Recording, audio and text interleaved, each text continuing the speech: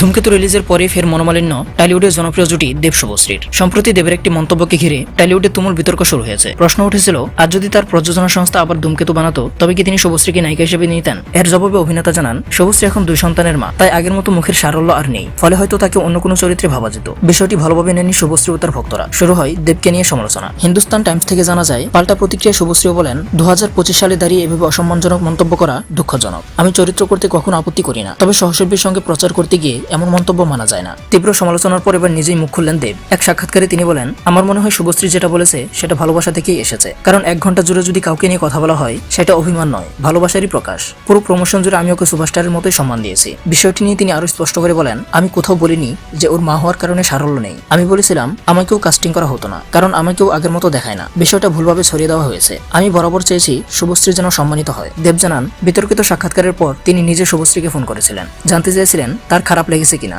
শুভশ্রী তখন জানিয়েছিলেন কিছু হয়নি। তবুও দেব নায়িকার সঙ্গে সম্পর্কের বন্ধন অটুট রাখতে চেয়েছেন। শেষে দেব বলেন, আমাদের যাত্রাটা দীর্ঘ, বাইরে অনেক কিছু বলা হয়, কিন্তু ঘরের মানুষ যদি কষ্ট দেয় তখনই আসল ব্যথা লাগে। তবুও আমি চাই শুভশ্রীর জন্য সবসময় ভালো হোক। প্রসঙ্গত, দেব শুভশ্রীর জুটি দীর্ঘদিন পর ধূমকেতু সিনেমার মাধ্যমে বড় পর্দায় ফিরেছেন। সিনেমাটি এখনো দাপটের সঙ্গে প্রেক্ষাগৃহে চলছে। সিনেমাটির শুটিং 10 বছর আগে করা হয়েছিল।